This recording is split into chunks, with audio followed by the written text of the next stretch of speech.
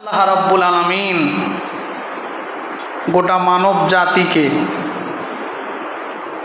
আজ থেকে প্রায় ১৫০০ বছর আগে বিশ্বজাহানের নবী মুহাম্মদ সাল্লাল্লাহু আলাইহি ওয়াসাল্লামের মাধ্যমে যে মেসেজ, যে সংবাদ দিয়েছেন,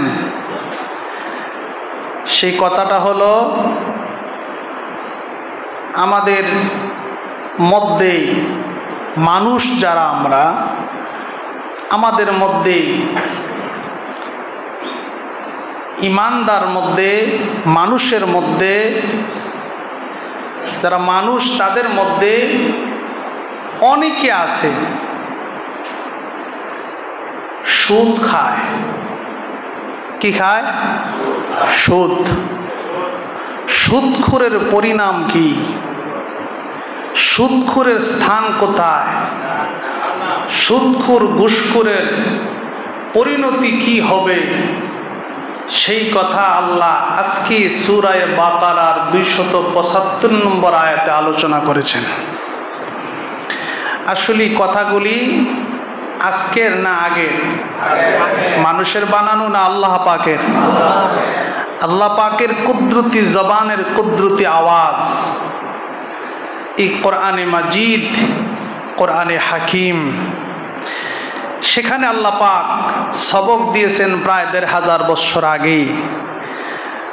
যারা সুদ খায় এদের পরিণতি কি হবে? আয়াতটাকে আমরা কয়েক ভাগে ভাগ করতে পারি। প্রথম ভাগে সুদখোর ও ঘুষখোরের আলোচনা। সুদ ঘুষ খাইলে তাদের পরিণতি কি হবে এর আলোচনা আল্লাহ এই আয়াতের প্রথম ভাগে করেছেন। দ্বিতীয় ভাগে আল্লাহ পাক এই আয়াতে আলোচনা করেছেন সুদখোর ঘুষখোরের পরকালীন শাস্তিটা কি হবে তার আলোচনা করেছেন। তৃতীয় ভাগে আল্লাহ পাক আলোচনা করেছেন সুদখোর এবং ঘুষখোরের ইহকালীন দুনিয়ায় কি শাস্তি হবে সেই আলোচনা করেছেন। চতুর্থ ভাগে এই আয়াতের আল্লাহ আলোচনা করেছেন কিছু প্রশ্নের আলোচনা। সেই প্রশ্নের আলোচনার জবাব আমাদের আলোচনাতে আসবে ইনশাআল্লাহ। আমরা যেন বুঝতে পারি, আল্লাহ যেন তৌফিক দেয় বলে আমিন। বোঝাটা হইল আসল, কারণ আল্লাহ পাক তো এই সবক আজকে দেন নাই, দিয়েছেন ১৫০০ বছর আগে মুহাম্মদ সাল্লাল্লাহু আলাইহি সাল্লামের মাধ্যমে। ঠিক কি না? আমরা হয়তো আজকে নতুন শুনে শুনতেছি তো ওয়াজ মাহফিল হচ্ছে সমাজে প্রচুর, আর আমাদের একটা স্বভাব হলো কোনো বক্তাকে ইনভাইট করে, দাওয়াত করে, আমরা তাকে কোনো বিষয়বস্তু দেই না। উনি বড় পীর, উনি বড় শাইখুল হাদিস, উনি বড় মুহাদ্দিস, উনি যদি কোনো সাবজেক্ট দেই মনে হয় কোনো বেয়াদবি হবে না। আপনি একটা বিষয় দিবেন। ১১৪টি সূরা আছে কোরআনে, প্রায় ১১৪টি চ্যাপ্টার। একটা দেন না হুজুরকে, হুজুর এই বিষয়টা আমাদেরকে শোনান। তা আপনি কোনো সাবজেক্ট দিলেন না, বিষয় দিলেন না, না দেওয়ার কারণে হুজুরে মন গড়া মতো কতক্ষণ গজল, কতক্ষণ নাইস, কতক্ষণ ফাল, কতক্ষণ ইফাইল, কতক্ষণ হিফাইল, জ্বর তুফান দিয়া লাস্টে ঠান্ডা করে চলে গেল। এই জন্য আমরা কোনো জানতে পারি না, শিখতে পারি না। প্রত্যেকটি মাহফিলে প্রত্যেকটি আলেমকে দাওয়াত করে বিষয়বস্তু তুলে দিবেন, অনেক জানতে পারবেন। জানা থাকলেই বলবে। আল্লাহ যেন আমাদেরকে সেই তৌফিকও দান করে, বলি আল্লাহুম্মা আমিন। সুদের ওয়াজের আগে আল্লাহ তো বলছেন আল্লাযীনা ইয়াকুলুনার রিবা, যারা সুদ খায়। এই কথা কার? আল্লাহ। এই আলোচনার আগে আমি সূরা বাকারার আরো একটি আয়াত থেকে রিজিকের কিছু কথার আলোচনা তুলব, তারপরে আমরা সুদের ওয়াজে যাব। বলি ইনশাআল্লাহ। ভাইয়েরা আমার, সেই আয়াতটি হলো সূরা বাকারার ১৬৮ নম্বর আয়াত, যে আয়াতটি আমি আপনাদের সামনে আবার প্রথমে আলোচনা নিয়ে আসছি।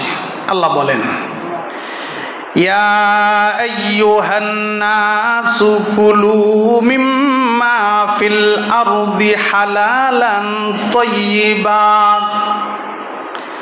হে মানুষ সকল,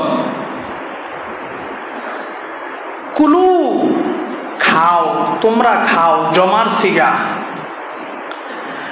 মিম্মা ফিল আরদি জমিনের মধ্য থেকে তোমরা খাও, পৃথিবীর মধ্য থেকে তোমরা খাও, হালালান তাইয়্যিবা পবিত্র বস্তু যেগুলি আল্লাহ বৈধ করেছেন, হালাল করেছেন। বলেন এই কথা কার? আল্লাহ বলেন, ইয়া আইয়ুহান নাস, হে মানুষ সকল, হে লোক সকল, কুলু মিম্মা ফিল আরদি হালালান তাইয়্যিবান, তোমরা এই পৃথিবী থেকে পবিত্র বৈধ বস্তু জিনিস খাও, যেটা হালাল তাইয়্যিব পবিত্র। যেটা এই ঘোষণা আমার না আল্লাহ। আমরা কে কত হালাল খাই? কার ঘরের খাবারটা হালাল? আমরা কতটুক বুকে হাত রেখে বলতে পারবো যে হুজুর আমার ঘরের খাবার হালাল, আমি একদম পিওর খাবার খাই, যেটা নির্ভেজাল, কোনো ভেজাল নাই, হালাল খাবার। যে হালাল খাবারের মধ্যে অনেক রহমত বারাকাত রয়েছে, সে হালাল খাবার কিন্তু ভাই আমরা খাই না। কোনো না কোনো কারণে আমি বেহালালের ইনকাম আমার এই রিজিকের মধ্যে জড়িত, কোনো না কোনো কারণে। আল্লাহ বলছেন হালালান তাইয়্যিবান, পবিত্র খাবার খাও। সে পবিত্র খাবার যদি আপনার আমার সামনে আসে, আমরা খাই, আল্লাহ ঈমান তাজা করে দিবেন। সুবহানাল্লাহ, ঈমান মজবুত করে দিবেন। নামাজের ইবাদতে এত মজা লাগবে যেটা আপনি কল্পনাও করতে পারবেন না। সুবহানাল্লাহ, হালাল খাবারের এত দাম। তার একটা এক্সাম্পল দিচ্ছি। আমাদের ইমাম নু'মান ইবনে সাবিত, ইমাম আবু হানিফা রহমতুল্লাহ আলাইহি, তিনি বড় ইমাম, বড় নেতা, ইমামে আজম। আবু হানিফার ছাত্র ছিলেন ইমাম মুহাম্মদ। ইমাম মুহাম্মদ ইমাম আবু হানিফার ছাত্র, ইমাম ইউসুফও ইমাম আবু হানিফা ছাত্র। ছাত্রের বাড়িতে ইমাম আজম দাওয়াত রাখলেন, দাওয়াতে গেলেন। তো ছাত্র তার পরিবারে ঘোষণা করে দিল, তার মেয়ের সামনে বলে দিল যে মারে, আমার একজন ইমাম আসবে, বড় ইমাম, ইমামে আজম বলা হয়, আমার ইমামের জন্য ভালো করে রান্না করো। তো মেয়েটা সুন্দর করে রান্না টান্না করে তৈরি করলো। ইমাম আসার আগেই পানি টানি সব রেডি। ইমাম আসলেন, ছাত্রের বাড়িতে ইমাম আজম রহমতুল্লাহ আলাইহি খাইতে বসলেন। খাইতে বসে যত খাবার সামনে এসেছে সমস্ত খাবার ইমাম আজম আবু হানিফা খেয়ে ফেললেন।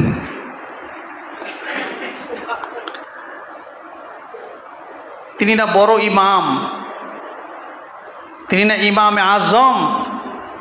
মেয়েটা ভিতর থেকে মনে মনে ভাবতেছে এটা কেমন ইমাম যে খাবার যা দেওয়া হলো সব খেয়ে ফেললো, আমাদের চিন্তা করলেন না?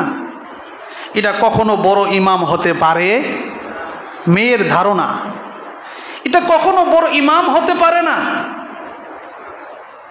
এটা ইমাম বড় হয় কিভাবে যে আমাদের চিন্তা করে না, আমরা খাইব কিনা বা আমরা খেয়েছি কিনা যে এই চিন্তাটা করে না, সে তো বড় ইমাম হতে পারে না। তিনি খাইলেন। রাত্রিতে ছাত্রের বাড়িতে ইমাম আজম রহমতুল্লাহ আলাইহি ছিলেন, কিন্তু মেয়েটা রাত্রে ইমাম আজমরে তাহাজ্জুদ নামাজ পড়ার জন্য পানি দিয়ে রাখলেন। পানিটাও ব্যবহার করে নাই। ফজরের নামাজ পড়ে এই বাড়ির কাউকে কাছে বলে নাই, ইমাম আজম রওনা হয়ে গেলেন। সুবহানাল্লাহ, রওনা হয়ে গেলেন। ইমাম আজমের যে ছাত্র, তার মেয়ে বললেন, আব্বু আপনার বড় ইমামকে ডেকে আনেন, তার সাথে আমার খুব জরুরি কথা আছে, আনতেই হবে। তিনি দৌড়াই গিয়ে রাস্তা থেকে ফিরিয়ে ইমাম আজমকে বললেন, আমার মেয়ের সাথে আপনি জরুরি একটু কথা বলে যেতে হবে, আপনি আসতেই হবে। তিনি ব্রেক করলেন, আসলেন। মেয়ে বললেন, ইমামে আজম নু'মান ইবনে সাবিত, ইমাম আজম আবু হানিফা, আপনার কাছে আমার অনেক প্রশ্ন।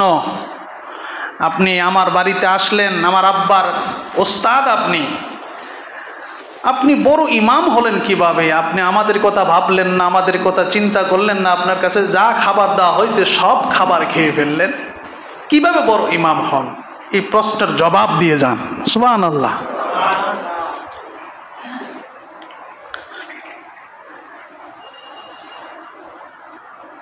ইমাম আবু হানিফা রহমতুল্লাহ আলাইহি তার ছাত্রের মেয়েকে জবাব দিয়া দিলেন, হে মা, তোমার আব্বা যখন আমার সামনে খাবার উপস্থাপন করেছে, আমি খাবার খেতেছিলাম, আমি প্রত্যেকটা খাবারের প্লেটের দিকে তাকায়া দেখি আল্লাহর রহমত বিরাজ করতেছে। ও মা, রহমতের দৃশ্যটা দেখে লোভ সামলাইতে পারি নাই, সমস্ত খাবার রহমতের আশায় খেয়ে ফেলেছি।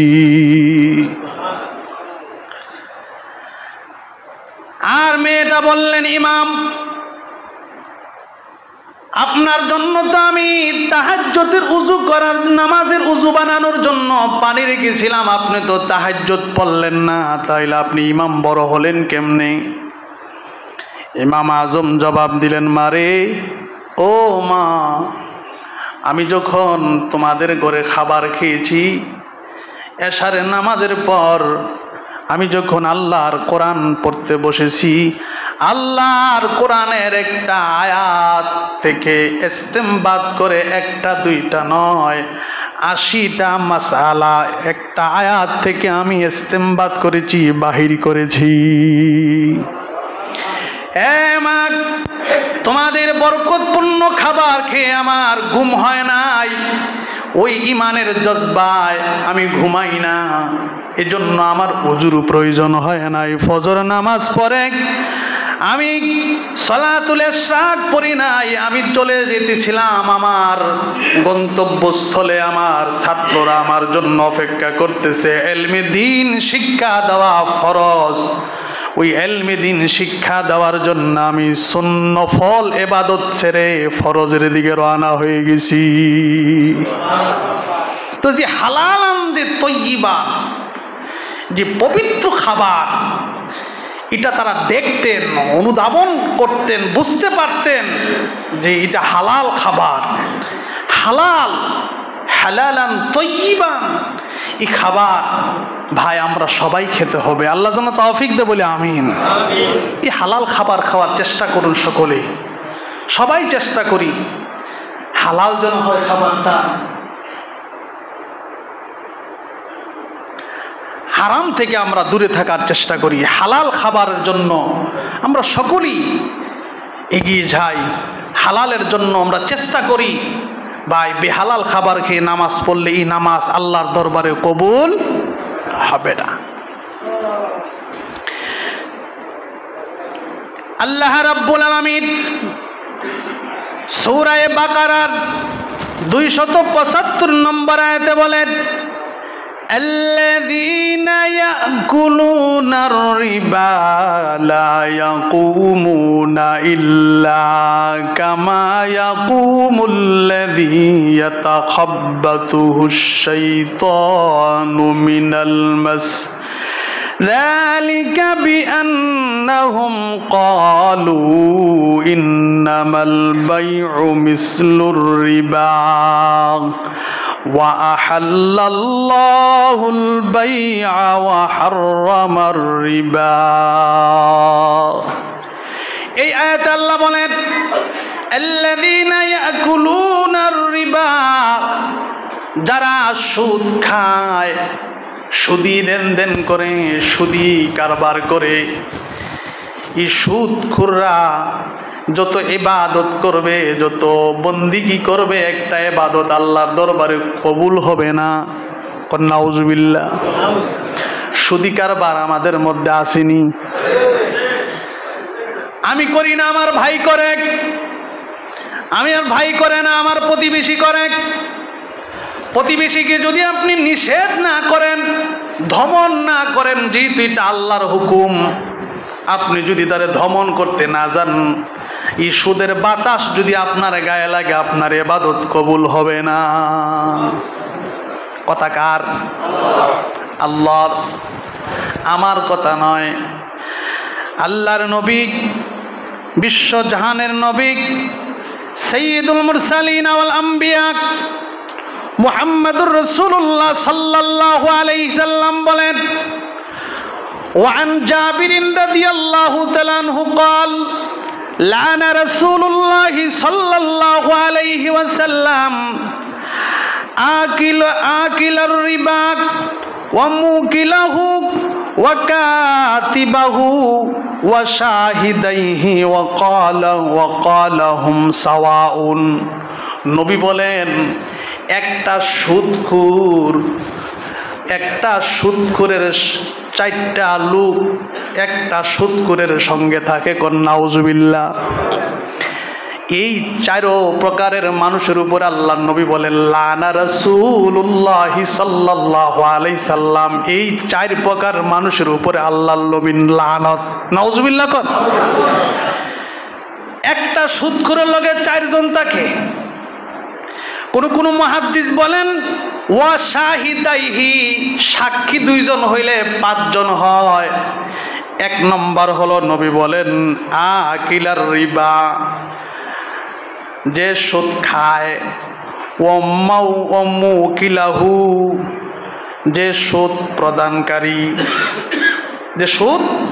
প্রদানকারী ওয়া কাতিবাহু যে লেখে ওয়াশাহিদাইহি যারা সাক্ষী থাকে এই উভয় প্রকারের লোকদের উপরে আল্লাহর নবী লানত নাউজুবিল্লাহ লানত কার নবীজি আমরা সুদি কারবারের মধ্যে এরকম সাক্ষী থাকেনি থাকে না ভাই এর যে কি পাপ কি শাস্তি এটা সুদখোর ছাড়া যাদেরকে যে সুদখোরকে আল্লাহ শাস্তি দিবেন সে ছাড়া আর কেউ বুঝতে পারবে না সুদখোরের এত নিকৃষ্ট শাস্তি আল্লাহ দিবেন এত নিকৃষ্ট মানের শাস্তি দিবেন আল্লাহ রাব্বুল আলামিন সুদখোর সম্পর্কে বিশ্ব জাহানের নবী সাল্লাল্লাহু আলাইহি সাল্লাম আরো হাদিস আল্লাহর হাবিবের আরো হাদিস আসছে মুহাম্মদ সাল্লাল্লাহু আলাইহি সাল্লামের যে সুদখোরের যে কি শাস্তি হবে পরকালীন তার কথা মুহাম্মদ সাল্লাল্লাহু আলাইহি সাল্লাম আলোচনা করেছেন আমার কথা না নবী বলেন আন আবি হুরায়রা রাদিয়াল্লাহু তাআলা আনহু قال قال رسول الله صلى الله عليه وسلم أوتيت ليلة أسري بي على قوم بطونهم كالبيوت فيها الحيات ترى من خارج بطونهم فقلت من هؤلاء يا جبريل قال من هؤلاء أكل الربا আল্লাহর নবী বলেন হে মায়ার উম্মত সুদখোরের শাস্তিটা কেমন জানোনি নবী বলেন উতিতু লাইলাতান উসরিয়া বি আমি নবী যখন মেরাজের রজনীতে ঊর্ধ্ব গমনে গিয়েছিলাম, 7 আকাশ 7 শূন্যস্থান পাড়ি দিয়া আরো উপরে যখন নেওয়া হয়েছিল, নেওয়ার পরে আমাকে আলা কওমিন একটা সম্প্রদায়ের সামনে নেওয়া হলো, একটা সম্প্রদায়ের কাছে নেওয়া হলো। সেই সম্প্রদায়ের মধ্যে নারীও ছিল, পুরুষও ছিল। কেমন অবস্থা ছিল নবী বলেন, বুতুনুহুম কাল বুয়ুত, তাদের পেটগুলি দেখেছি বড় বড় মটকার মতো, অর্থাৎ বড় বড় পেট, মানুষের পায়ের মতো তাদের পা। পেটগুলি কত বড় বড়, গুদাম ঘর মটকার মতো। নবী আরো বলেন, ফিহাল হাইয়াত, তাদের পেটের ভিতরে বড় বড় অজগর সাপ। নাউজুবিল্লাহ। মেরাজ করে জন্য নবী যে আইছে, আইয়া এই সংবাদ সাহাবাদের সামনে বলতেছে, হে আমার সাহাবারা, আমি নবী যখন ঊর্ধ্ব গমনে গেলাম, আমাকে সম্প্রদায় দেখানো হলো। ওই সম্প্রদায়ের মধ্যে নারী আর পুরুষও ছিল। তাদের পেটগুলি বড় বড় গুদাম ঘরের মতো, আর তাদের পেটগুলির ভিতরে বড় বড় অজগর সাপ দূর থেকে দেখা যায়। নবী বলেন, তোরা আমিন খারিজি বুতুনিহিম, তাদের পেটগুলির ভিতরে যে সাপগুলি দূর থেকে দেখা যায়, কিলমিল কিলমিল এইভাবে নাচানাচি করতেছে, বড় বড় অজগর সাপ, হাজার হাজার লক্ষ লক্ষ কোটি কোটি সাপ। আল্লাহর নবী হযরতে জিবরাইলকে জিজ্ঞাসা করলেন, কুলতু মান, নবী বলেন, ফাকুলতু মান হাউলা ইয়া জিবরিল, ও ভাই জিবরাইল, এরা কারারে? এদের পেটগুলি এত গুদাম ঘরের মতো বড় বড় কেন? মানুষের পায়ের মতো দেখা যায়, পেটগুলি এত বড় কেন? জিবরাইল আলাইহিস সালাম বলেন, ক্বালা হাউলাই আকালাতুর রিবা। জিবরাইল আমিন বলেন, নবী গো, এরা দুনিয়ার ওই সমস্ত লোকগুলি গো নবীজি, যারা দুনিয়াতে সুদ খাইবে, যারা দুনিয়াতে সুদি কারবার করবে, এদের পেটগুলি গুদাম ঘরের মতো বানায় আল্লাহ হাসরের মাঠে দাঁড় করে রাখবে, 50 আলফা সানাতিন, 50,000 বছর। শাস্তিটা ছোট না বড়? তাইলে সুদখোর সম্পর্কে নবীর হাদিস আসেনি? আল্লাহর নবী আরো বলেন, আন আবি হুরায়রা রাদিয়াল্লাহু তাআলা আনহু قال قال رسول الله صلى الله عليه وسلم الربا 70 جزءا ايسرها اينكح الرجل امه। নবী বলেন, হে মায়ের উম্মত, সুদি কারবারের মধ্যে 70টা গুনাহ আছে। এর মধ্যে সর্বনিম্ন গুনাহটা হলো, তুমি তোমার নিজের আপন মায়ের সঙ্গে জিনা সমতুল্য। কয়টা গুনাহ? 70টা গুনাহ। সুদি কারবারের মধ্যে যারা সুদি কারবার করে, এদের মধ্যে কয়টা গুনাহ? 70টা গুনাহ। আল্লাহর নবী, বিশ্ব জাহানের নবী সাল্লাল্লাহু আলাইহি সাল্লাম আরো বলেন, উম্মত, ওয়ান আব্দুল্লাহ ইবনে হানজালা রাদিয়াল্লাহু তাআলা আনহু قال قال رسول الله صلى الله عليه وسلم درهم ربا يأكله الرجل وهو يعلم أشد من 36 زنية। আল্লাহর হাবিব সাল্লাল্লাহু আলাইহি সাল্লামের সাহাবী আব্দুল্লাহ ইবনে হানজালা রাদিয়াল্লাহু তাআলা আনহু বলেন, বিশ্ব জাহানের নবী বলেছেন, হে মায়ার উম্মত, হে মায়ার উম্মত, আল্লাহর নবী বলেন 36টা গুনাহ। এর মধ্যে সবচেয়ে বড় গুনাহ হলো সুদি কারবারি করা। নাউজুবিল্লাহ। কি কারবার করা? সুদি কারবার। যে সুদখোর, সুদের যে গুনাহ, এই সুদি গুনার মধ্যে যে ব্যক্তি, নবী বলেন, যে ব্যক্তি জেনে শুনে 1 দিরহাম, ধরেন আমরা 1 টাকা পরিমাণ সুদ খাইলো, কয় টাকা? 1 টাকা, 1 দিরহাম সুদ খাইলো, সেজন্য 36টা জেনাকারী, যে জিনা করলে গুনাহ হইতো, ওই গুনাহ করলো। নাউজুবিল্লাহ জোরে কইতেন না। মজার ওয়াজ কি প্রতিদিন হইব নাকি? সব ওয়াজ শুনতে হবে, বলি ইনশাআল্লাহ।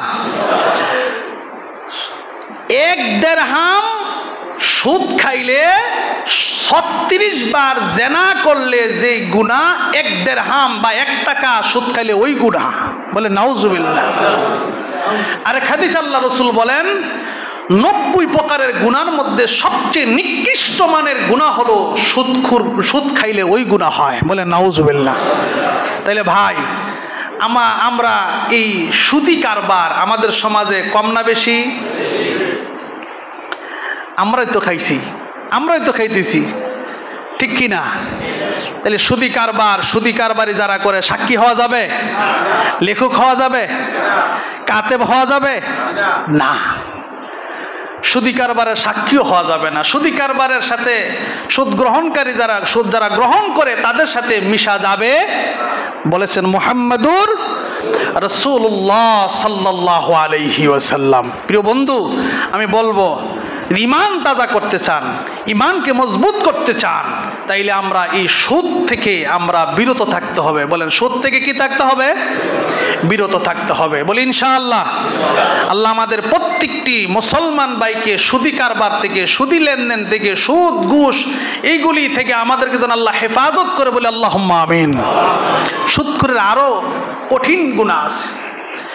সামুরা ইবনে জুনদুব রাদিয়াল্লাহু তাআলা আনহু, বুখারীর হাদিস, আল্লাহর হাবিব বলেন, আমি নবী একদিন রাত্রি ঘুমিয়েছিলাম, 2 জন আগন্তুক মেহমান আমাকে ঘুম থেকে জাগ্রত করলেন।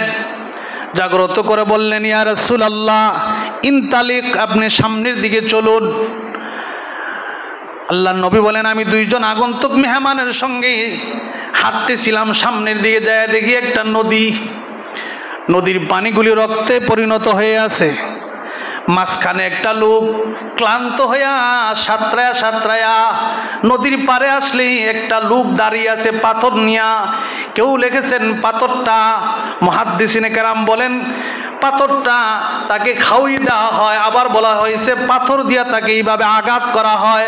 আঘাত করলে আবার সেই নদীর মাঝখানে চলে যায়, আবার ক্লান্ত হয়ে আবার আসে, আবার তাকে পাথর খাওয়া দেওয়া হয়, অথবা তাকে পাথর দিয়ে আঘাত করা হয়।